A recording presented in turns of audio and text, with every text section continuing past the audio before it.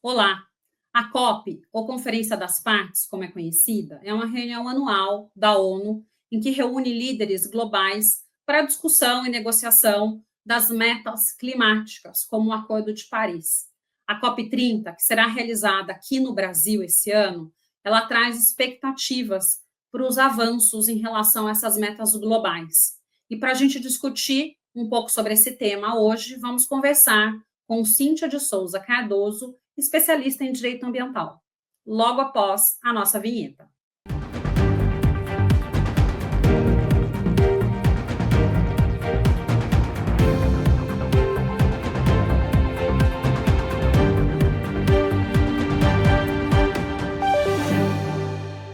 No programa de hoje, vamos conversar com a especialista em direito ambiental, Cíntia de Souza Cardoso.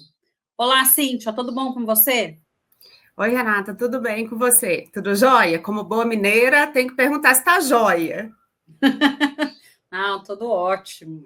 Ainda mais para conversar aqui de um tema tão bacana, né, Cíntia? E antes, então, da gente entrar nessa conversa que vai ser a COP, eu queria que você contasse um pouco para a gente da sua experiência profissional e da sua formação. Renata, eu sou advogada, eu me especializei na área de direito ambiental já tem algum tempo e fui movida pela percepção de mundo, que eu acho que o direito a gente tem a possibilidade de navegar por vários mares e a questão ambiental, eu acho que ela é uma questão que tem que atender, né, a todos nós. E o direito ambiental era um desafio quando eu comecei nos idos de 2000. Primeiro, eu me preparei com especializações na área, porque no início de 2000 a gente ainda não tinha muito direito ambiental como uma área já estabilizada, digamos assim, e pronta para o direito, né, como o nosso exercício de trabalho. Então, procurei até aqui em BH, participei de uma primeira turma de especialização na área. Busquei também uma capacitação um pouco mais ampla, trabalhando com projetos na base teórica, para a gente entender que o direito ambiental é um ramo que deve abraçar não só o direito, né? Ele é multidisciplinar, e isso acho que nos permite ter uma visão mais ampla da nossa função como profissionais. Então, depois eu ingressei num órgão ambiental municipal, trabalhei na Secretaria Municipal de Meio Ambiente de Belo Horizonte, trabalhei depois em empresa na área de meio ambiente, prestando consultoria em direito ambiental e genericamente em outras áreas do direito, mas sempre levando meu trabalho, conduzindo para o direito ambiental. Depois disso, eu trabalhei em escritórios e agora de forma autônoma, sempre trabalhando com foco no direito ambiental.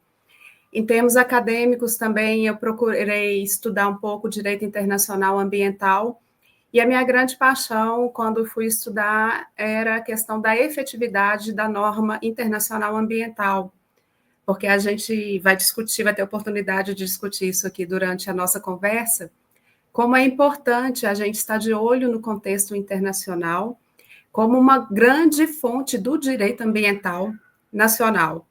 Eu entendo que o Brasil está no momento chave e temos a legislação muito bacana, nós temos compromissos, e eu estou com expectativa muito positiva em relação à COP, embora tenhamos aí sérios desafios. Então, hoje eu acho que eu tenho a oportunidade aqui de trazer uma misturinha, né, da nossa formação acadêmica e profissional para ter essa boa conversa aqui com você sobre esse assunto tão relevante para a gente. Com certeza. E, Cíntia, já começando um pouco, mas até para todo mundo aqui entender, né, do que a gente vai conversar, o que é a COP, né? E o que é a COP30? Por que essa numeração também?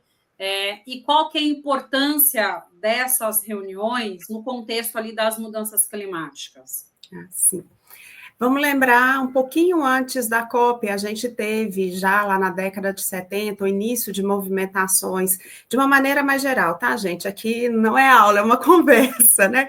Então, pensemos o seguinte, a gente tem movimentação em termos internacionais sobre questões ambientais desde a década de 70 com bastante vigor, e existem reuniões que foram acontecendo ao longo do tempo, e o marco definidor para a gente chegar a uma discussão climática, realmente, foi o encontro que aconteceu no Rio, em 92. Então, a gente não pode deixar de destacar esse encontro da Rio 92, que inaugurou ali um momento mais relevante em termos de discussões climáticas, e a partir dali a gente tem, então, uma convenção quadro das Nações Unidas, né? E a gente tem que lembrar que essas discussões internacionais, elas acontecem muito no âmbito da ONU, que é a Organização das Nações Unidas, que ela foi criada no período pós-guerra como uma iniciativa global de tentar coibir que esses péssimos e lamentáveis momentos da humanidade voltassem a acontecer, e é muito importante a gente lembrar disso, porque a gente está aí há 80 anos, né, do fim da Segunda Guerra Mundial, que inaugurou esse sistema de tentativa de tratativas multilaterais, de acionamento dos países na premissa de cooperação. Então, a gente tem ali, a partir dessa Convenção Quadro das Nações Unidas, que é uma tentativa, e eu digo tentativa porque, lamentavelmente, a gente está num mundo que a ciência ainda não é necessariamente o que pauta todos nós, né, porque a gente tem que se lastrear em vários aspectos, mas a ciência, ela tem que ser capaz de conduzir as melhores discussões, e aí a gente vai ter uma série de questões que virão no entorno, mas a ciência deveria ser o nosso foco principal. E esse painel das Nações Unidas, ele tenta, então, trazer essa discussão científica. É claro que não fica fechado a ciência, é claro que existem os vários atores que participam dessas convenções, e a gente tem a convenção das partes com essas reuniões anuais que acontecem para discutir os desafios, os avanços, e, quando possível, a tentativa de formalização de acordos e tratados internacionais, de negócios internacionais que sejam incorporados a um documento para que tenha validade em âmbito global. Então, a gente tenta aí, como objetivo dessas COPs, fazer o monitoramento, trazer os avanços e atualizar os desafios em relação que a gente tem compactuado de tentar manter o aquecimento global no nível de controle. A expectativa mais positiva é que a gente conseguisse ficar em 1,5 graus, mais um limite ali de 2, o que a gente já tem que relativizar com os recentes resultados, né? A gente tem aí 2024 já alcançando isso aí, janeiro de 2025, o ano mais quente, o mês mais quente registrado na história, mas nós temos que tentar firmar esse acordo, esses painéis, esses momentos de reunião dos líderes das nações, com a participação da comunidade científica, da comunidade acadêmica, da sociedade organizada, do mercado, e trazer efetividade ao que a gente vai discutir. Eu gostaria de pautar a nossa conversa aqui hoje em relação às expectativas e à COP, uma palavrinha-chave que para mim é efetividade. A gente deve conversar sobre desafios, o que a gente deve alcançar, mas eu acho que a COP ela tem que ser associada a uma tentativa de efetividade de tentar controlar o aquecimento global. Acho que podemos trabalhar nessa premissa. Nesse sentido, Cíntia, por que você fala dessa tentativa de controle, né? E assim, até pensando nisso, quais são as principais expectativas para o Brasil também em relação a esse controle, né? E pensando que o Brasil ele é o anfitrião aqui da COP30. Isso. O que nós temos? Espero que sejamos muito felizes em sediar, porque é muito simbólico. Simbólico por várias questões, né? A gente ter a COP30 no Brasil. Então, vamos pensar em alguns marcos simbólicos. Primeiramente, em relação a ser no bioma amazônico no Brasil. A Amazônia, símbolo mundial de tentativa, de ser o suspiro, de guardar um símbolo de esperança de que vamos conseguir driblar esses desafios. O Brasil, e aí o simbolismo conjugado com a competência, o simbolismo por ser o Brasil, tanto um dos grandes emissores globais, mas também por ser o Brasil um Estado que internamente tem tentado, e aí eu volto no tentar e no conseguir, tem tentado porque nós temos legislações que trazem um arcabouço de efetivar, de incorporar no nosso ordenamento jurídico nacional as nossas preocupações e expectativas em relação às mudanças climáticas. Porque o que acontece? Quando a gente tem essas iniciativas internacionais, muitas vezes você pode ter documentos que são denominados de soft law, que são aqueles documentos que eles vão trazer bases mais principiológicas e não necessariamente trazer o que é necessário para dar a característica de, desculpem a palavra americana, mas de enforcement, que é aquela possibilidade de obrigar os países a efetivamente cumprirem seus objetivos.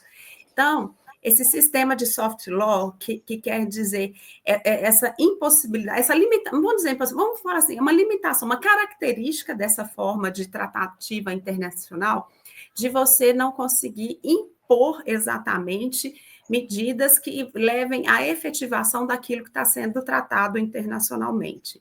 Você tem ali uma série de discussões e você chega a um documento que ele é mais ideológico. Mas você tem também a possibilidade de avançar um pouco mais, e eu acho que o Brasil, nesse sentido, ele tem iniciativas muito positivas, porque o nosso ordenamento jurídico, ele incorpora várias dessas questões que são tratadas internacionalmente, nos vários documentos que a gente tem, e aí a gente tem a possibilidade de efetivar aquilo que se pretende em âmbito internacional. Porque aqueles assuntos, né, e talvez a gente discutir aqui, como já estamos na COP30, 2025, aqueles jargões que eram muito utilizados antigamente, mas que agora já estão mais quietinhos, tipo aquela história, pensar global, agir local, permanece válido. O âmbito internacional vai nos permitir discutir amplamente os nossos desafios, mas são as ações internas que vão efetivamente produzir os efeitos. E essas ações internas, quando a gente tem a incorporação daquelas diretrizes, daquelas iniciativas, daqueles objetivos que são discutidos internacionalmente nas nossas leis, é um passo a mais para a gente conseguir efetivar. Então, eu acho que é um grande desafio, e isso é muito importante que o Brasil mostre, é que o Brasil tenta efetivar aquilo que é discutido, porque eu acho que a gente continuar discutindo e não efetivando, incorporando como obrigação nos países, não nos permitirá avançar na velocidade necessária para combater o desafio. Então, a gente tem que mostrar para o mundo que o Brasil está fazendo. E é claro que nisso a gente tem uma série de desafios, né? Porque o papel aceita tudo. E uma legislação muito avançada não é o único instrumento, obviamente, que é capaz de nos levar à efetivação. Mas na premissa de mostrar o Brasil como algo, um marco simbólico, a gente tem que lembrar desse aspecto. O Brasil tem uma legislação bastante avançada. É claro que nada no mundo é perfeito, mas eu entendo que nossa legislação é bastante avançada.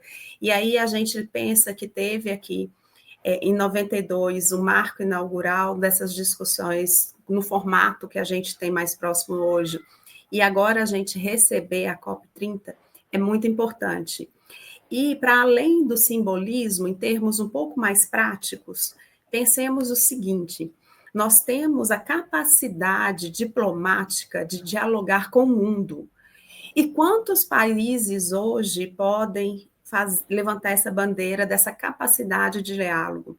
E a gente tem que lembrar também que o Brasil é internacionalmente conhecido por uma diplomacia muito eficiente, muito séria, muito capaz de fazer as articulações necessárias em assuntos muito delicados. É claro que de vez em quando a gente dá lá as nossas escorregadas, talvez a gente não esteja no melhor momento, nem no Brasil, nem no mundo, a gente tem aí uma nova ordem inaugurada muito recentemente, né, pelo novo governo dos Estados Unidos, trazendo ações que talvez não fossem tão esperados e que podem vir a comprometer muito o avanço de certas pautas, mas o que a gente tem que pensar é que se a gente pudesse falar assim, olha, qual é o país que hoje teria melhores condições de conduzir a COP30? Talvez o Brasil, se a gente fosse pensar hoje, é um dos melhores países que a gente pode pensar, pelo simbolismo e pela prática, pela história da nossa diplomacia, por nós acreditarmos na capacidade de diálogo e cooperação que a gente propõe. Então, eu acho que a gente tem que pensar nesses termos, que a gente tem uma missão muito grande, mas que eu acho que não poderia estar em melhores mãos neste momento, no mundo tão enlouquecido, vamos falar assim. Uhum. E, Cíntia, você fez uma colocação aí que eu acho super importante, né? Todo mundo acho que imagina que para a gente ter um maior controle, uma maior qualidade ambiental, você precisa ter mais norma, né? Então, quanto mais norma, talvez mais controle eu tenha. E eu compartilho desse entendimento que o Brasil ele tem muitas normas, né, e normas bastante avançadas, se a gente comparar aí, né, não só em termos de quantidade, mas se a gente comparar com o restante do mundo. Agora, o que falta? Né? Por que a gente vê, então, essa diferença entre as normas existentes e a efetividade dessas normas? Né? No seu ponto de vista, o que a gente precisa fazer para, de fato, não sei, está faltando cumprir norma, ou não sei, queria aí um pouco escutar você, né?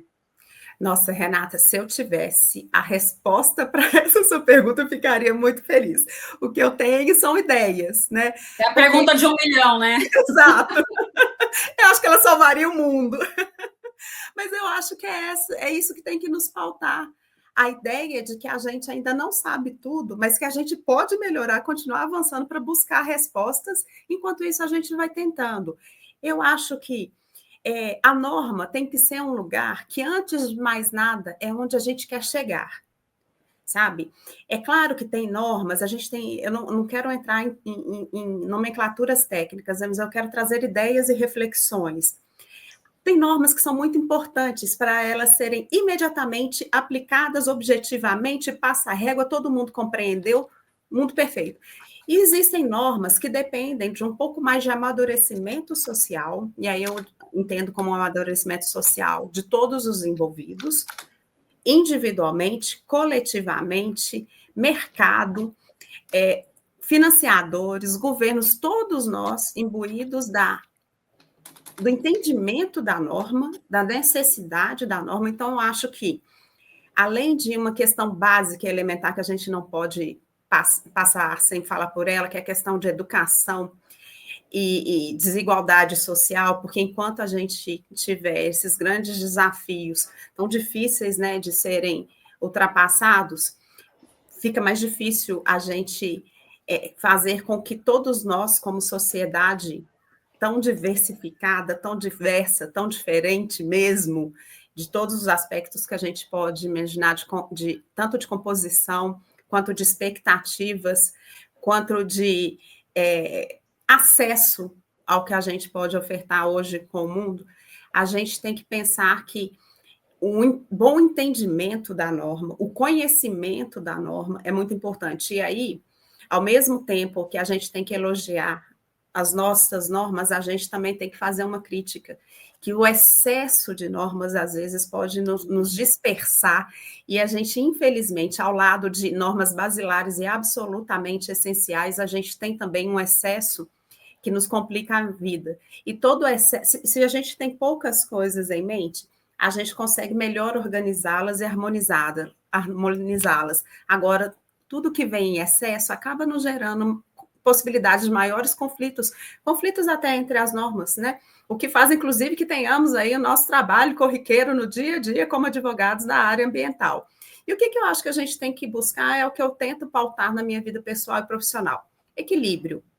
Equilíbrio, porque a norma, como um pressuposto, partindo-se da premissa de que é um lugar em que a gente quer se chegar, nem sempre vai ser possível a gente alcançar aquele lugar ideal da norma de imediato, mas a norma é algo que a gente tem que cumprir.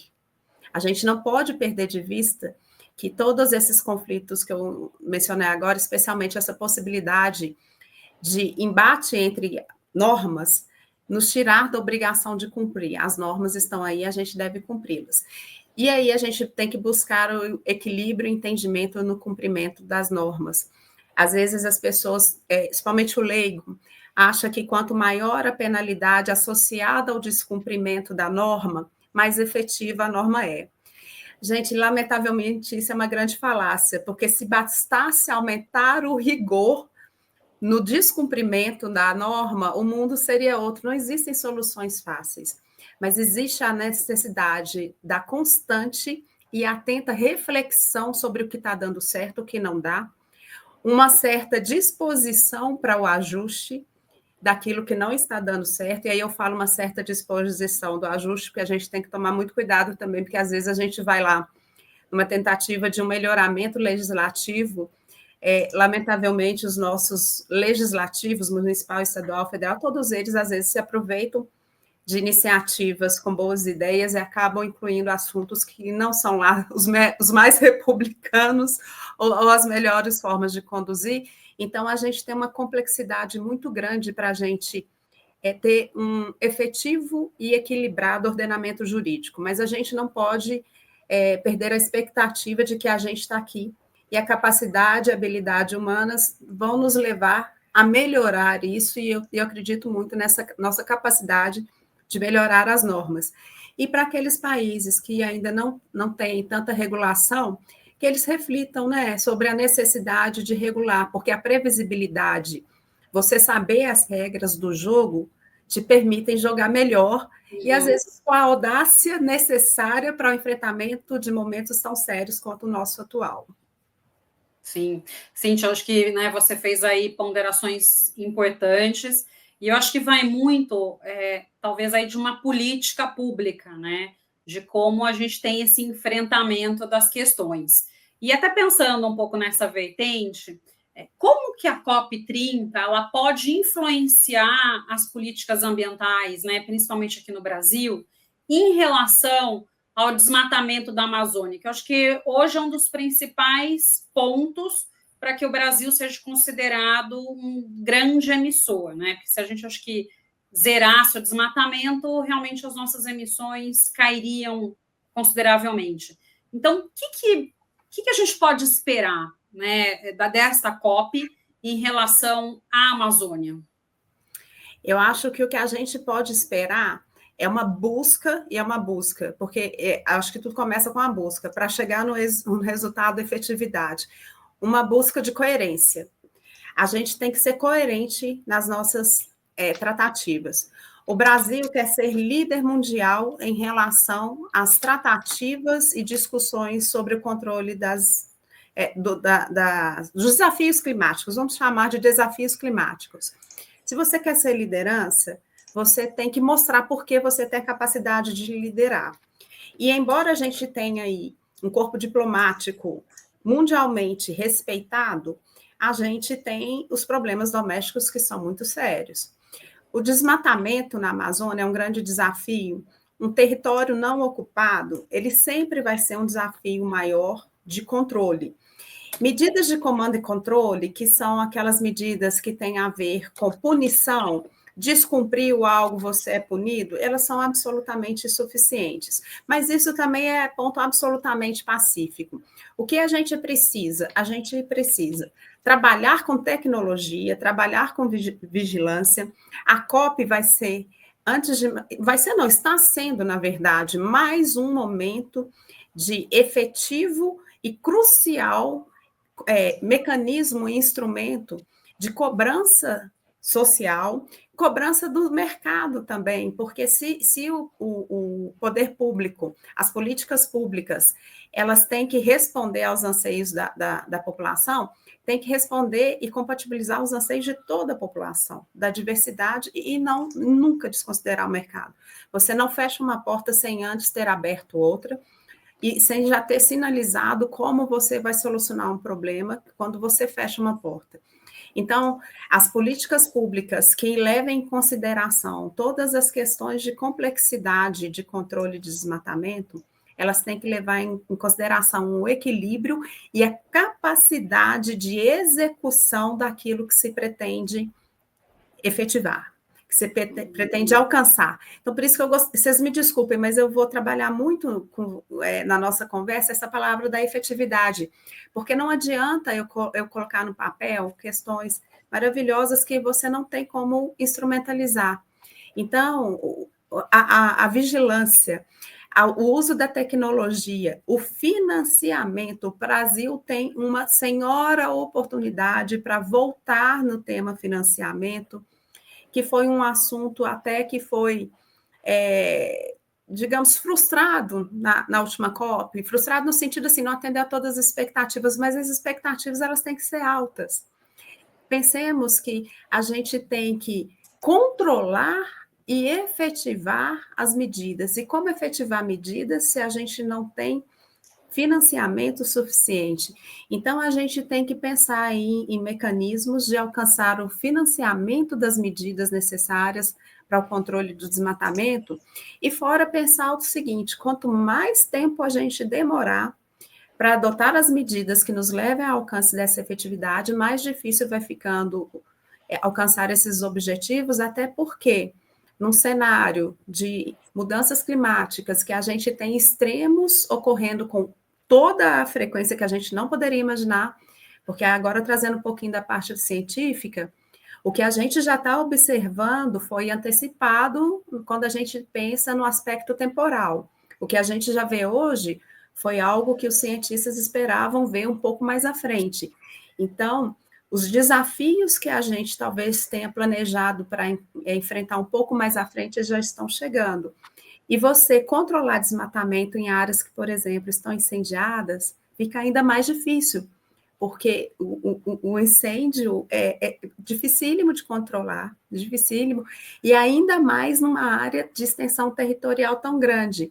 E no cenário que chegou antes da hora dos eventos extremos, você ter períodos de seca mais longos vão acabar propiciando que a gente veja esses incêndios cada vez mais difíceis de controlar. E eu levo isso até...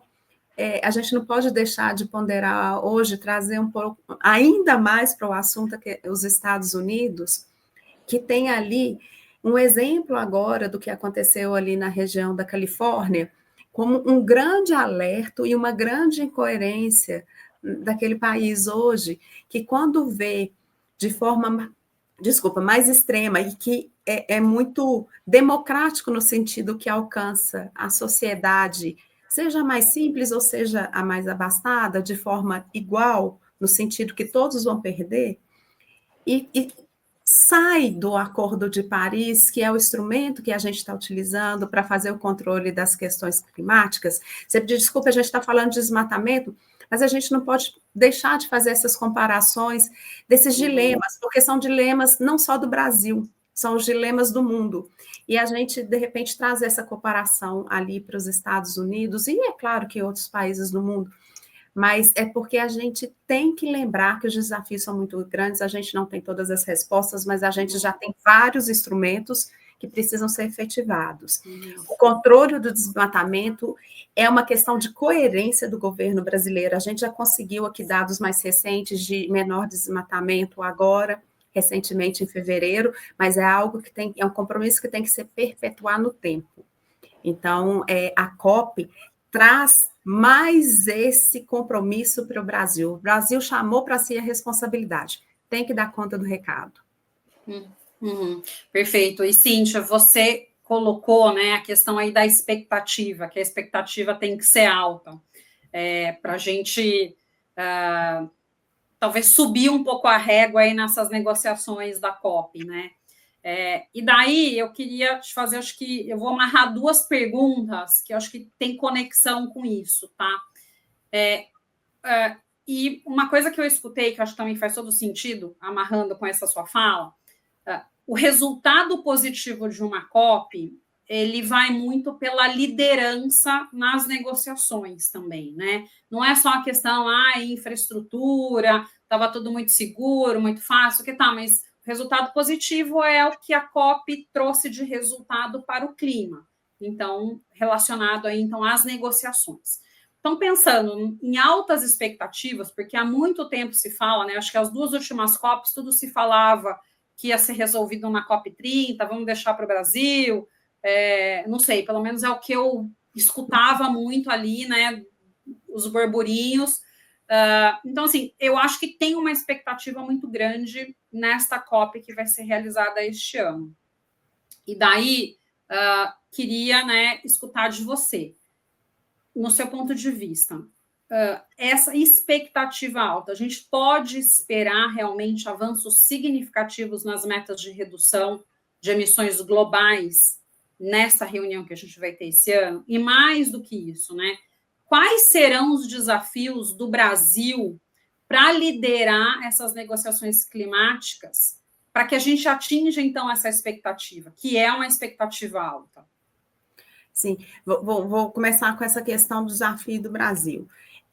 Vamos lembrar, a gente tem completa condição de liderar, porque além de a gente ser conhecido mundialmente, o Brasil chamou para si essa responsabilidade, aceitou essa responsabilidade, e todos os seus parceiros o reconhecem como uma liderança capaz de conduzir esses desafios.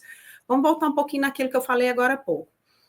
O mundo está em efervescência, não que o mundo estivesse antes tranquilo, mas eu acho que a gente está num momento humano, talvez, um pouquinho mais crítico pelos eventos mais recentes, né? Especialmente falando de política internacional, os eventos relacionados às novas, eu acho que a nova era de geopolítica inaugurada nos Estados Unidos esse ano. Então, o que acontece? O Brasil tem condição de fazer essa liderança. O Brasil consegue se comunicar com todos, mas o fato de você conseguir comunicar e você ser muito hábil em termos diplomáticos faz com que você também seja muito cobrado. E é claro que todos sabemos que somos uma grande economia com o grande problema da desigualdade. A desigualdade faz com que seja cada vez mais difícil você conseguir equilíbrio na adoção das políticas públicas. Por outro lado, a gente tem que lembrar que são sempre desafios que a gente tem, um puxa para cá, sopra de lá, mas olha só, um país que vive, né, que representa bem o mundo em termos, a gente tem capacidade diplomática, a gente consegue conversar com todos, mas a gente muitas vezes não consegue fazer o dever de casa. Então, o que a gente precisa? A gente precisa mostrar que isso tem que levar à cooperação internacional, porque os desafios são para todos, cada um com suas particularidades, mas a gente tem que seguir no caminho da cooperação. E o Brasil, e aqui, desculpem o comentário, não é um comentário sobre partidarismo político, mas digamos que o governo atual, em termos de liderança ambiental, ele está um pouco mais legitimado aos olhos internacionais para que a gente possa mostrar alguns caminhos. A gente tem que lembrar que a defesa ambiental, o equilíbrio ambiental, pressupõe também um equilíbrio social. E o Brasil, não que ele tenha agora, mas ele já teve em outros momentos políticas que conseguiram melhorar a desigualdade. E a gente precisa inovar em termos de financiamento. Os mecanismos de financiamento atuais ainda não estão absolutamente efetivados. Eu acho que os grandes financiadores internacionais poderiam entrar um pouco com uma ação um pouco mais ativa em relação a essas discussões sobre financiamento. E num contexto muito difícil, porque o grande financiador internacional de grandes políticas socioambientais está se retirando dessas conversas. Por outro lado, e aí vocês desculpem, eu sempre voltar aos Estados Unidos, porque realmente a grande novidade deste ano são essas incertezas que a gente tem, tanto econômicas, sociais, financiamento, como que vai ser a política norte-americana, porque a gente tem lá um sistema diverso, que o fato de a União deixar de apoiar algumas iniciativas não quer dizer que os estados, isoladamente, não continuem adotando iniciativas positivas. O mercado é muito forte, e a gente tem que entender que hoje a gente está num momento em que o mercado está pautando também está pautando também não, pauta sempre, mas hoje nós temos um mercado mais sensível às discussões de mudanças climáticas e compromissos globais. E deixa eu só voltar um pouquinho também numa questão que a gente tem que pensar na importância da ONU, porque as iniciativas que a gente tem hoje, elas não são exatamente novas. Lá em 2000, como resultado também das discussões que foram acontecendo lá na Rio 92, a ONU chamou as empresas, grandes empresas, as multinacionais, para um esforço global, que se chama Global Compact, ou Pacto Global. Então, desde 2000, o que a gente vê hoje de iniciativas de ESG, elas já foram organizadas ali na sede das Nações Unidas, desde 2000, estabelecendo ali objetivos que se pretendia alcançar. Então, quando eu falo da efetividade, é porque a gente já tem tantos caminhos traçados há tanto tempo, e a gente não pode correr o risco de fragilizar a ONU como organismo multilateral que é capaz de unir os esforços dos países em prol da busca de soluções. E aí o Brasil, embora tenha uma política que às vezes se posiciona contrário a alguns aspectos da ONU, porque o fato de uma instituição precisar ser modernizada não quer dizer que ela seja ruim, quer dizer que ela precisa se modernizar como tudo no mundo. Nós temos grandes desafios, e esses desafios levam à nossa necessidade de busca de outras alternativas e atualização de atuação. Então, a gente tem que aproveitar o Brasil, que eu acho que tem um setor muito habilidoso na diplomacia para pautar essas discussões necessárias. Você desculpe que às vezes você me faz uma pergunta, aí eu vou divagando, entre outros, é porque é um assunto tão complexo e ele vai puxando outros caminhos para a gente ir conversando.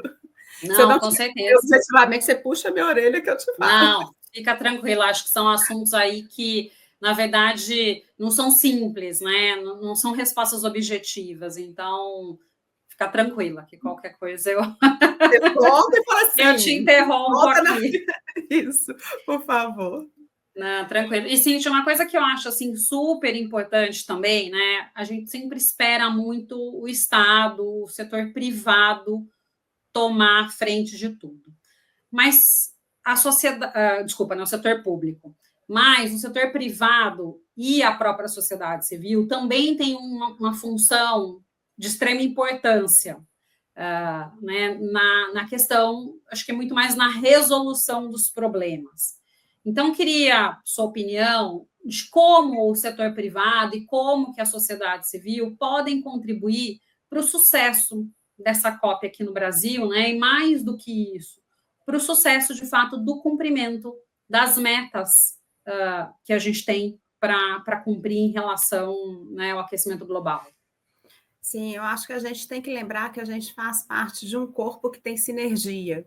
A gente tem que pensar que nós, indivíduos, compomos a sociedade, nós, indivíduos, somos os responsáveis por existirem as corporações, nós, indivíduos, somos responsáveis por existirem mecanismos e organizações internacionais que estão sentadas tentando chegar num acordo. Nós temos que lembrar que nós, indivíduos, somos os que estão lá estudando, praticando, criticando, pleiteando.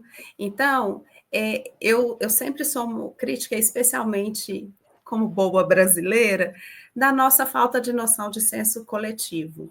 Então, a gente tem que pensar que não é a sociedade civil organizada a única responsável por apresentar pleitos, por pressionar governos, por pressionar mercado.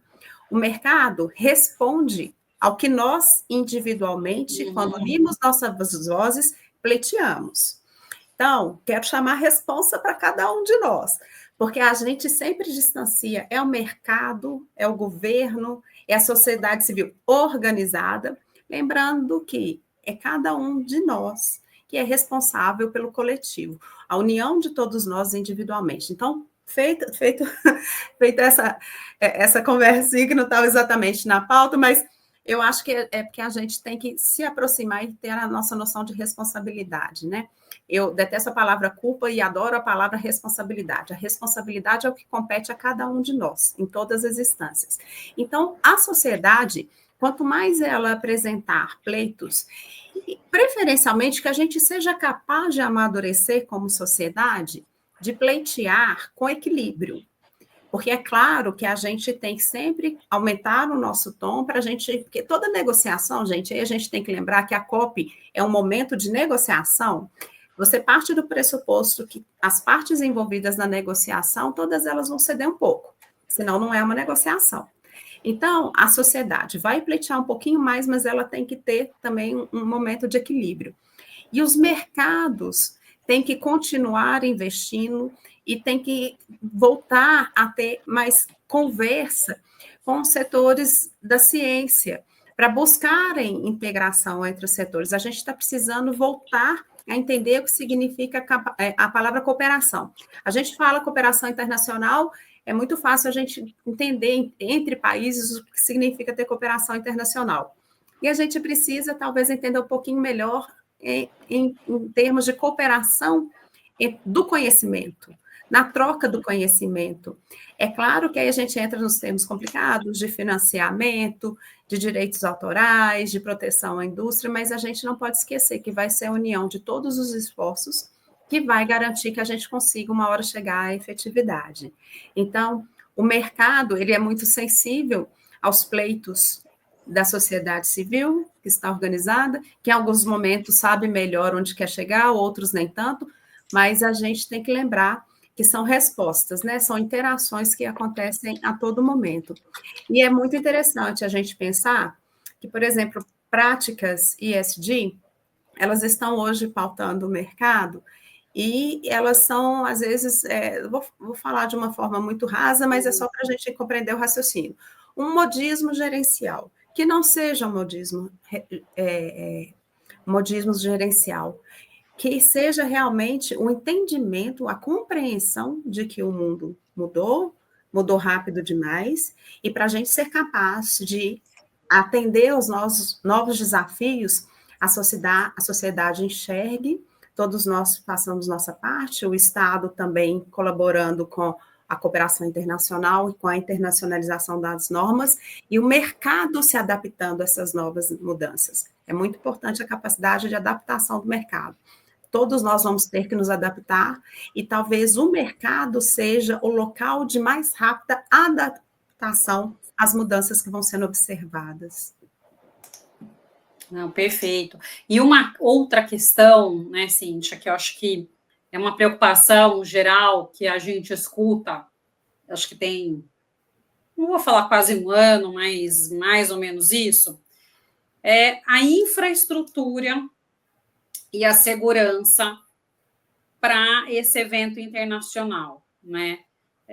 O Brasil, ele está preparado para receber? Porque já foi falado um monte de coisa, né? Já pensou em dividir uma parte, sei lá, a cúpula ficar no Rio e o restante ficar no Pará, e falar, não, a COP vai ser na floresta, vai ser aqui. E a gente até vê notícias, né, que até nos assusta, pelo menos me assusta, no sentido de você ter um desmatamento para a criação de uma infraestrutura para o recebimento ali das pessoas para essa conferência. ou mesmo, né, no meu ponto de vista, você não precisava ter uma construção do jeito que estão fazendo. A gente viu na Copa em Baku a solução que eles fizeram no próprio estádio que foi feito a COP. Podia ter uma solução dessa aqui no Brasil também, você não ter todo um custo, né, gerado com a infraestrutura predial para aquele evento. E daí é uma dúvida, né? O Brasil, né, Belém, está preparada em termos de infraestrutura e segurança? Porque hotel, há um ano antes da COP, você já não tinha mais hospedagem. Então, e aí, né? Como que faz? As pessoas vão ficar onde? Como que, né, o Brasil vai receber essas pessoas? Esse é um problema considerável, né? Porque você tem que ter ambiente, você tem que ter estrutura para recebimento. E o Brasil não é exatamente conhecido por ser um país que trabalha bem o planejamento, muito menos o planejamento assim, de grandes eventos, porque a gente os recebe, eu acho que a gente tem recebido com sucesso outros eventos, mas a duras custas, né? A gente poderia ter ações mais equilibradas, né? Eu queria usar a palavra inteligência, mas ia alfinetar demais, mas eu acho que tem que usar a palavra com mais inteligência, sim, porque com mais equilíbrio, né? Não é?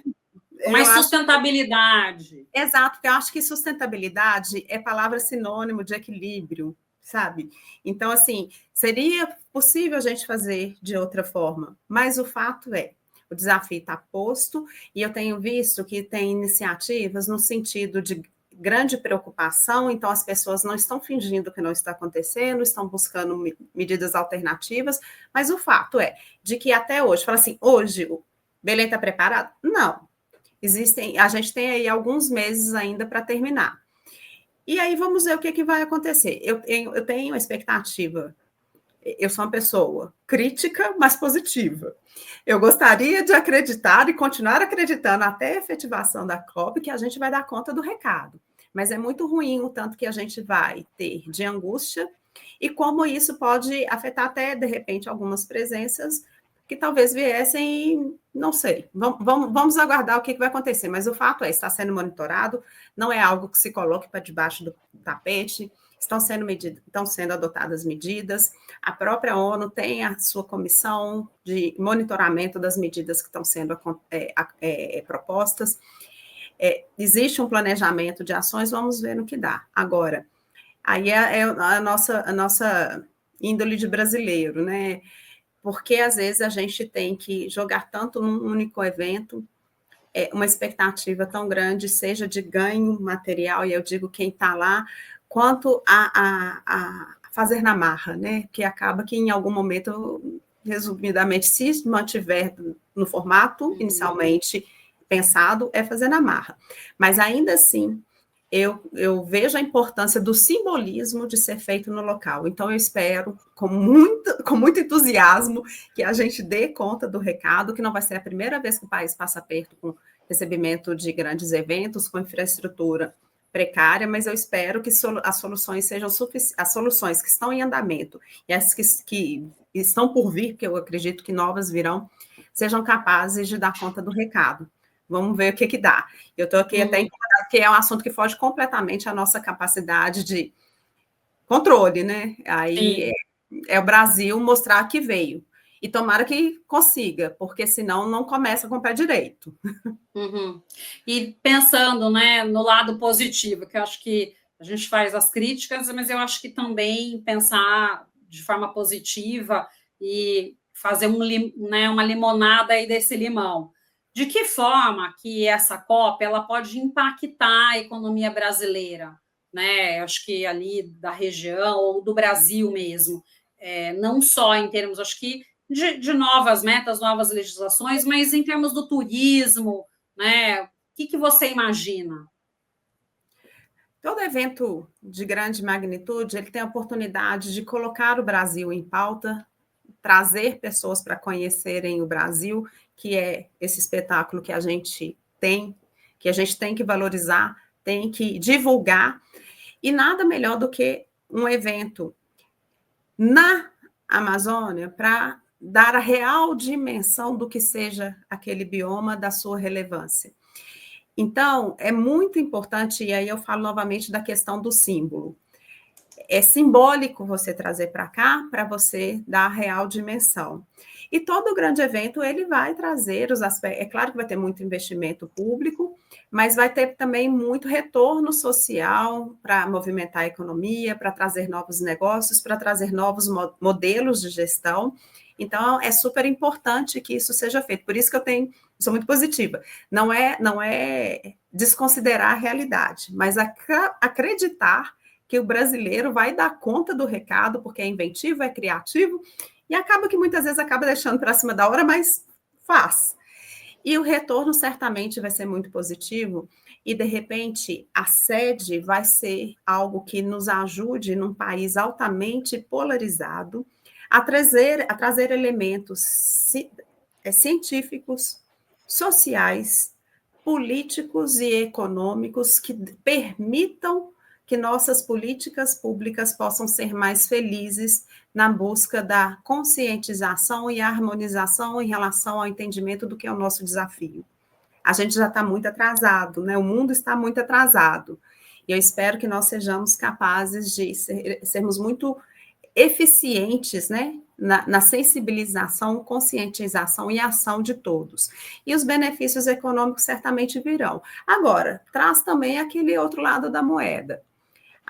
Os setores, né, que a gente precisa ter um alerta maior em relação às mudanças climáticas. Vamos ficar atentos ao que vem. Eu espero que a gente tenha muita sabedoria em como lidar com os resultados da COP, para que a gente seja mais feliz em efetivar o discurso. Não, perfeito.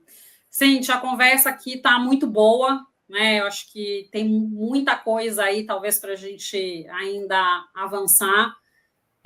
Mas, para finalizar, eu queria que você deixasse uma mensagem para a nossa audiência. Olha, Renata, o que eu acho? Eu vou trazer para a nossa formação de advogadas o artigo 225 da Constituição Brasileira, que fala que é dever de todos a proteção ambiental.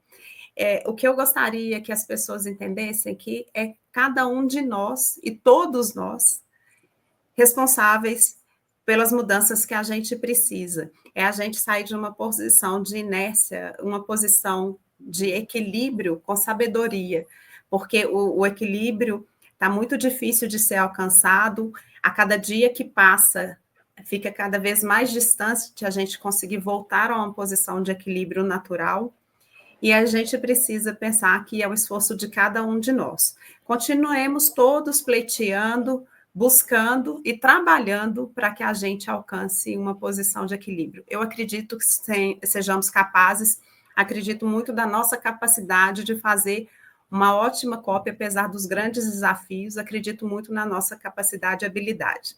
Tomara que dê certo. Não, com certeza. Cíntia, queria te agradecer novamente aí pela sua participação no programa de hoje e já deixar o convite, tá, para que você volte mais vezes e que para a gente continuar essa conversa, que foi bem bacana. Muito obrigada, foi uma honra, muito bom, agradeço muito o convite. Muito obrigada, Renata, excelente. Bom, no programa de hoje eu conversei com a especialista em direito ambiental, Cíntia de Souza Cardoso. Muito obrigada a você que nos prestigiou até aqui. Deixe seu like, se inscreva em nosso canal e compartilhe. Nos vemos na próxima semana.